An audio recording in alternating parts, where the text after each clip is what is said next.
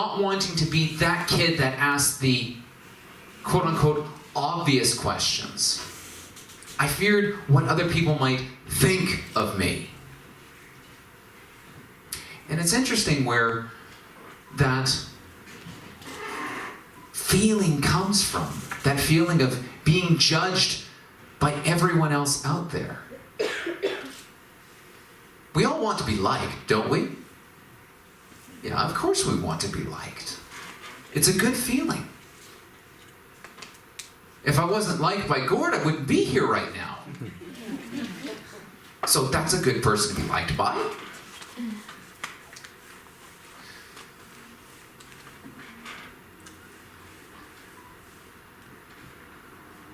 What I found over the years is with that negative thinking that I'll never, I'm not, part of that came from my upbringing.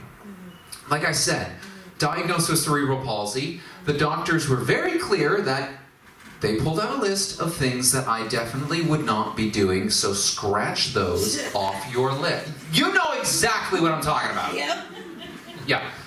No running, no swimming, no hiking, no biking, blah, blah, blah, blah. Okay, whatever, fine. So, I'm not an athletic kid. Let's go into school because that's the only thing I'm good at this point. Went that way, didn't really care about health. Ballooned to 250 pounds at one point. That was fun. But it wasn't until years later, after going through many, many years of personal negativity and kind of self-loathing and hatred of being, I'm not this, I'm not that, I'll never do this, I'll never do that, that I started to realize that a lot of the frustration that I went through in life was because I was trying to learn the wrong way. Isn't it interesting that in school they teach us lots of subjects, but not how to learn? I always assumed that if I didn't get something right away, I was the dumb kid. That everyone else in the room were the geniuses that just got it. Hence, long division just never came to me. But it wasn't until years later that I figured out something very important. It's related to the title of my talk, Unhandled Exception. For those of you who are programmers in the room, you may be sniggering quietly to yourself. Otherwise, let me explain what an unhandled exception is. An unhandled exception is when a computer program crashes. Remember the blue screen of death from the 1990s? When you were working away on WordPerfect, completing that report, and the computer did the blue screen, rendering the last 80 hours of your life completely meaningless. There was no autosave back then. The only word that came to your mind was, I'm going to have to do this again. In the words of my grade 5 teacher, F-U-C, and of course, K. She said that once because one of my classmates said it and she didn't want to repeat the word. Unfortunately, I found it hilarious. Some programmers deliberately program this way. They will write code and then solve the unhandled exceptions one exception at a time, building the program in blocks. Isn't it funny that if we try to solve the whole universe of problems at once, we falter and feel crappy? But if we try to solve a small problem, that builds our confidence little by little. It's how I learned to swim. So step 1 was just hang on to the edge, blow bubbles. Step 2 was just kicking, holding onto the wall still. Step 3 was swimming 3 meters with a flutterboard, hanging on to that sucker for dear life. Then 6 meters, 9 meters, 12 meters. Building up my swimming skill set one block at a time. The fear of drowning's still there. It's a good fear to have, by the way. But the skill set trumps it. It absolutely trumps it. It's up here. Fear of drowning's down here. Swimming's up here. It's pretty awesome. But that was only one half of the formula for learning that I discovered. At least for me. So learning to solve these unhandled exceptions one at a time was critical. Because then it built the successes I needed to actually want to continue learning something. The second half was the way that I think, that self-talk. I can't, I'm not, I won't. Turns out inside of our brain we have a little helper.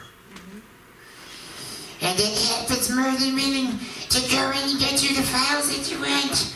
What's that? You have negative thoughts about yourself. Oh, let me get those. I'll go over and get those. Yes, here's that time that you screwed up. Oh, that voice is hard. But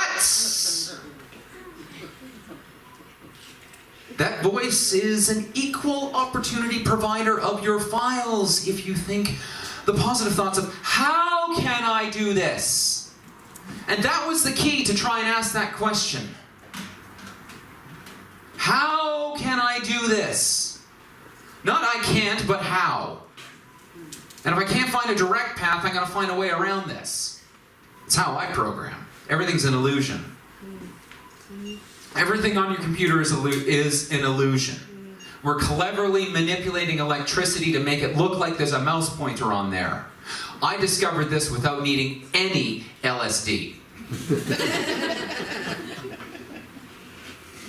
So I tried the thought, how can I? And again, that little voice, that little helper, that little guy that's over here, he went over to get the files. Oh yes, here that time you did amazing. And suddenly, using that, I used it in Dallas the other day. I flew to Dallas for a conference. And it was a bit of a gamble, let me tell you. This was a conference for event apps. I'm in the event app industry. It's kind of a competitive space. I knew one person before I left. So book plane tickets, book a hotel, book everything. I know one person. And the scale of businesses we're talking about, these people do deals with the UFC and the NFL. To them, 100,000 people through the doors is a medium-sized event. My big events are around 1,000. I felt slightly out of my league at one point. But then I thought, okay, hold on. Just go talk to one person. Then talk to another person, then talk to another person. This is how you make inroads. How can you make inroads? Just keep frickin' talking to as many people as you can.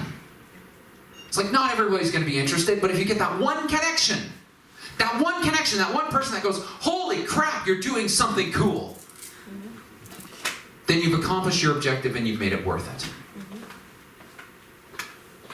And I did just that. Who did I meet? The co-founder of Kickstarter. The guy's worth millions of dollars. And we had a half-hour conversation together.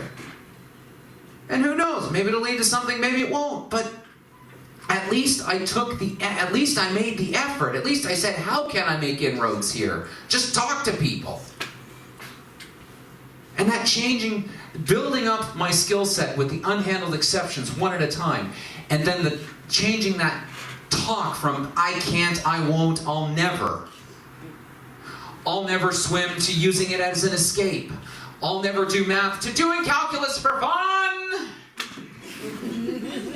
I'll never be athletic and I'll always be overweight and 250 pounds because I have cerebral palsy, to powerlifting in spite of cerebral palsy and now being 165 pounds. From basically loathing myself to loving myself. And it was because of those two things. Changing that self-talk and learning to love the unhandled exceptions when they're not on your computer. Ladies and gentlemen, it has been a joy and a pleasure to share the stage with you tonight. Thank you.